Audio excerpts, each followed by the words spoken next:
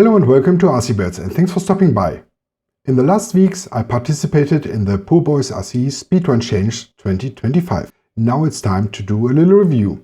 First, let me talk about the car. I had the choice between a Grasshopper or a Hornet. I decided to go with a Hornet. It has already oilfield shocks at the rear and a 550 motor. Although I didn't plan to use this motor, I thought the change to a brushless one might be easier without a mounting adapter. The following upgrades I did to my speedrun car. Ball bearings, that's for sure, a 20 kg servo, a brushless combo with a 4000 kV motor and a 60A ESC suitable for 2 or 3S lipos. Because the stock aluminium pinion is known to be weak, I changed it into a steel pinion from Traxxas. On the rear axle I put the rims and the wheelie bar from a lunchbox, and I added R31 house slicks. I also changed the wheel connectors to metal ones. On the front I put longer rubbers into the pogo sticks, so the front might not dive too deep because of the shorter travel of the shocks. In addition, I used Carson DT3 all-terrain wheels. These also got a 0.5 mm shim on each wheel. For the radio system I built a 7-channel Carson receiver with a gyro. Having so many free channel slots let me put in some lights into the car. As battery I used a 2S Hovo LiPo with 4000 mAh and a C-rate of 50. This was the only battery I had which fitted into the compartment. This is a basic configuration and I call the car the Dragster Hornet. Later in the runs I did some further adjustments, like dual-rating the steering down to 25%, correcting the gyro or putting the throttle to a negative exponential curve of -50%. These are just side effects which only improve the driving a little bit and have no bigger influences like increasing the speed. I also changed the rear tires into Monster Beetle spike wheels in my second and third run. And for the fourth runs I got lunchbox wheels. For the third and fourth run I also added 200 gram by using automotive wheel weights to reduce the wheeling of the Hornet. So let's have a quick overview of my runs. The first one counted 31.3 miles per hour and ended with a broken gearbox. The second run with new parts and the Monster Beetle tires was a big improvement with 37.9 miles per hour. For the third I got access to an ash soccer field and the result was 38.2 miles per hour. For the fourth and last run I installed my 30-year-old lunchbox wheels and went back onto my normal track. 37.3 was the result. So 38.2 miles per hour was my PB in this run. I have no time to repair the car or do further runs, so I finish here. So let me split my final resume into 3 points. First, the Hornet isn't the best choice for speedruns. It's unstable and it tends to lift up on speeds over 30. I had the feeling no matter what I adjusted, it just worked on lower speeds. For sure, the third run on the ash soccer field was the best for me and the one with the most smooth runs. The surface was very hard and had a slight layer of ash. Somehow it worked like a slipper clutch and compensated the spinning of the wheels. In the end I ruined 2 sets of rear wheels. The slick's incomplete and the left rim of the Monster Beetle wheel got a crack. The body has several scratches. The wing is bended and the stickers also paid their toll.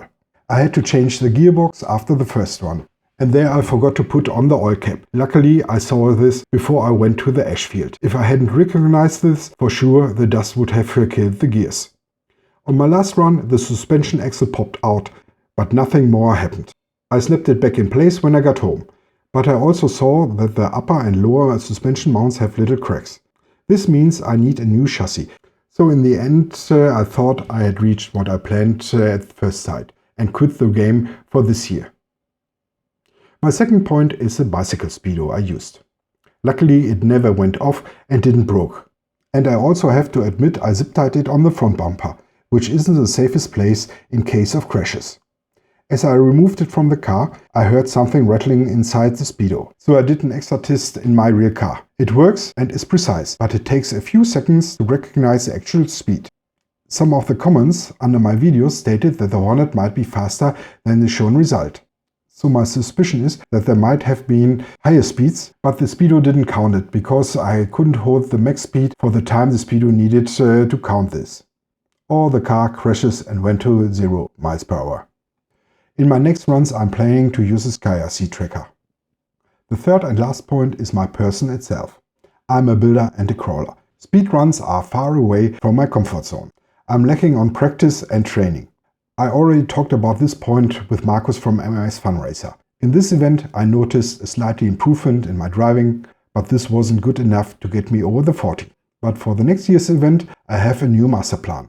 I'll take my TT01E from 2023, do some further upgrades and practice running on high speeds.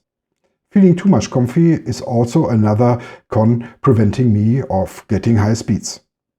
I mean, if you flip over and land on the wheels, see in the runs that the rear tires are really good extra bumpers. You really get careless, accept the crashes and drive more aggressive. This is not a very refractable behavior. It's fun, for sure, but also ended in crashes with a broken suspension in 2 times. I was really the one standing in my way to get better results, but I promise to work on this point. So let's do a final overview. I had my fun. My first goal was to reach 30 miles per hour, which is quite a fast speed for a 40-year-old car design. After the second run, I was optimistic and wanted to reach the 40 miles per hour. But this didn't happen. The run on the ash field is still my favorite. Besides I got my PB of 38.2, it was the most stable run. And it was fun to see the dust comet behind the car. Not so nice was the cleaning afterwards. The ash is very sticky and there's still some residues on the car. I'm for sure at the bottom of the Class 2 leaderboard. At the production of this video, there's still a week to go in this event. But seeing the last scoreboard Sundays, it's time to face the truth. But I had my fun and met a lot of cool guys being in this competition. So I take it Olympic. Being there is everything. Mark from the channel RCU in the Shed told me that crazy and stupid drivers are called Galahs in Australia. I have an idea. And the Galah for reckless driving, breaking the car twice, ruining 2 sets of tires and still being trigger happy on the throttle goes to RC Birds. Thank you, thank you, thank you. This award means a lot to me. I'd like to thank Phil for organizing and hosting this whole event. This was a great job. I cannot thank you enough for this. I also like to thank every sponsor for supporting this whole thing.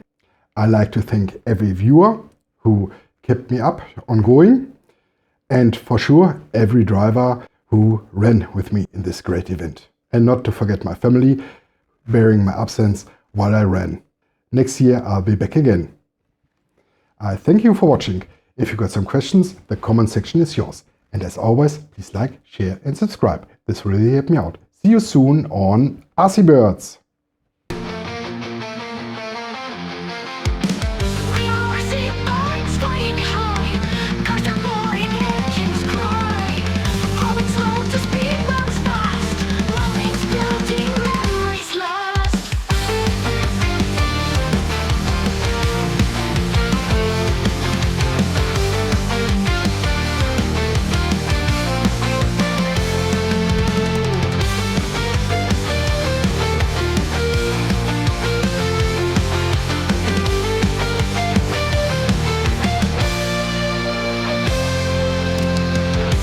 I see birds flying high, cars are roaring, engines cry. The cold is slow to speed runs fast, moments building, memories last.